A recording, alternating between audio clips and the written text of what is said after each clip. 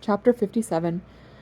It is said and written and reported that marten in North America are generally solitary except for the mating season in spring, and that they prefer to hunt alone, and that sometimes fights and battles will erupt when marten encounter each other at the edges of their vast territories, as big as 6 square miles, often bounded by rivers or mountain ranges or other topographic features like clear cuts and lakes and scarps and marshes, and that they will range much farther afield than you might think an animal weighing 3 pounds would like to go. But all these remarks, of course, are data, bits of news akin to a few branches ostensibly representing a forest. They are true facts as far as they go. Yes, many marten are solitary except when impelled by dreams of congress, and yes, many marten establish and defend startlingly large territories against competitors for the food and congress therein. And yes, many marten will range 10 miles in a night and 30 miles in a week when young and seeking a territory of their own. But the very men and women who say and write and report these facts are the first to admit that there is so very much more we do not know about the lives and habits and personalities and characters and lore and idiosyncrasies and cultures of marten. So Marten's continued interest in and affection for his companion, long after the seeds of their kits were planted and marten, according to our science, should be ranging afield alone, was unusual by our dim lights and not at all unusual by his or hers. His habit of bringing her voles and mice and squirrels, without even kits yet to explain his paternal urge, was just what he did, 2 or 3 times a week. Their napping together, without an explanatory urge to congress, was their mutual occasional pleasure, as was his now nearly daily habit of racing through the canopy above Dave as the boy lengthened his daily workouts to prepare for cross-country practice and the opening of the school year. Why a marten, untamed and untamable, in his second year of life at nearly his full growth and grace and musculature, should choose early in the morning to rise from his den and make his way through the forest to a certain tree by a river, and there wait quietly until below him a young man, noticeably taller since spring, if not an ounce heavier, should arrive and stretch and tighten the laces of his running shoes and look up to find the marten and nod in acknowledgment of their friendship, companionship, arrangement, respect, is a mystery not even a book devoted to the intricate mysteries of some creatures on a particular mountain can explain. And yet the marten does this every morning, and the young man does this every morning, and their 2 or 3 seconds of absorbed acknowledgment is something gentle and wild and mysterious, and beyond any words we can find in our dictionaries and translation software. They attend, they see, they witness. The young man nods, he inclines his head, an ancient human-animal gesture of respect and peace and even reverence. The marten stares, he twitches an ear, he shifts his grip on the branch. The young man sets his watch, and then away they go, not sprinting, but cruising easily to start, although more than occasionally they will both sprint the last quarter of a mile, the marten winning each and every time. On days beginning with the letters T or S, they run upriver first and finish downhill. On the other days, they run with the river and then run toward the ice to finish. They run every day.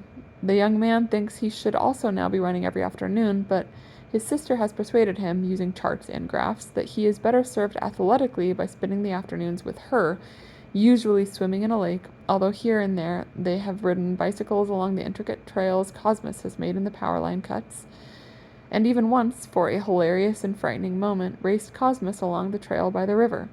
But Cosmos went so incredibly fast that Dave pulled up breathless at a little clearing, coincidentally the very one where he had first seen Marten after he bought his traps at Miss Moss's store.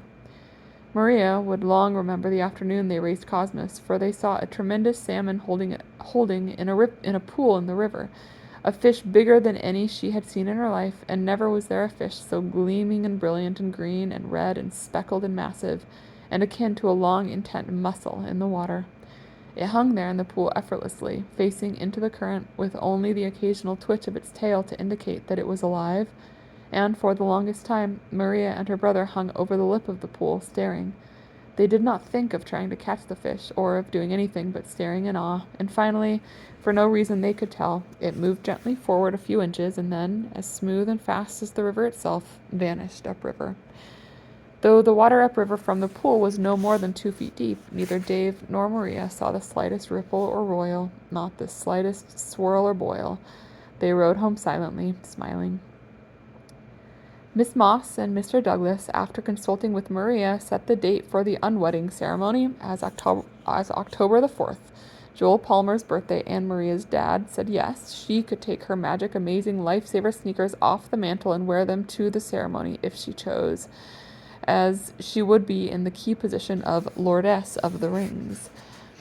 Yes, there would be rings exchanged, even though this was not a wedding, a marriage, or a religious or civic event in any way, shape, or form, said Miss Moss. No civic or religious entity or organization has the slightest role or authority in this matter, which is a private matter. More like a public private matter, said Mr. Douglas, grinning. A communal personal matter, you might say, with pie and beer.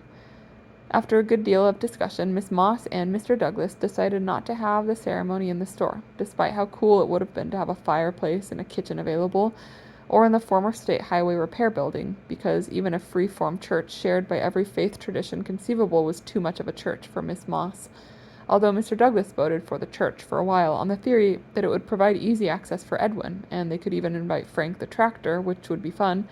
Imagine a tractor ever so slightly in his cups. Emma Jackson and the morning waitress and most of the rest of the staff from the lodge offered to provide food and drink and set up and tear down wherever the ceremony was held. The master of the lodge, a lean old cheerful man with a glass eye, offered the lodge's capacious back deck for the ceremony, with its glorious view of the snowy hunched shoulder of the mountain, but Miss Moss declined politely, and Mr. Douglas explained about the public-private nature of the ceremony, to which, of course, the lodge master was invited, as he and Mr. Douglas had fished together many times, mostly for steelhead. Dave's dad and the cross-country and basketball coaches offered to erect tents or temporary wooden platforms or stages as directed by the happy couple if necessary. Mr. Shapiro offered to provide cases of the very best wines and beers.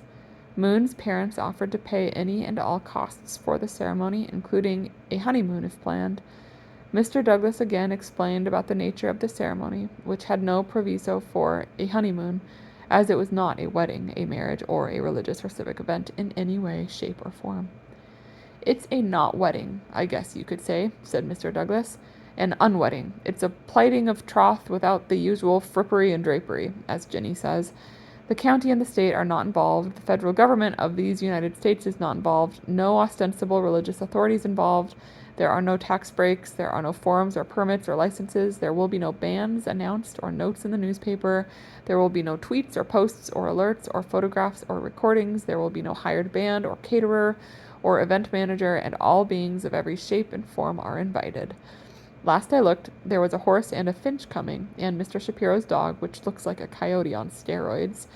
I'm very grateful for the generosity of your offer, but what we would prefer is just you all there as our guests. Where is there? Asked Moon's father. And when? I'm off to Swaziland, and I believe my wife is headed to Tasmania. The when is October 4th, and the where is to be determined, said Mr. Douglas. Miss Moss is in charge of where, and some observers think that she may well announce the where on the morning of October 4th. Some observers think this is nuts because some observers are not in charge of the ceremony. Some observers think the ceremony ought to be held on the rock in the river where the reason for the ceremony was hatched, but this idea did not get past initial supervisory review and has not been accepted for appeal as yet.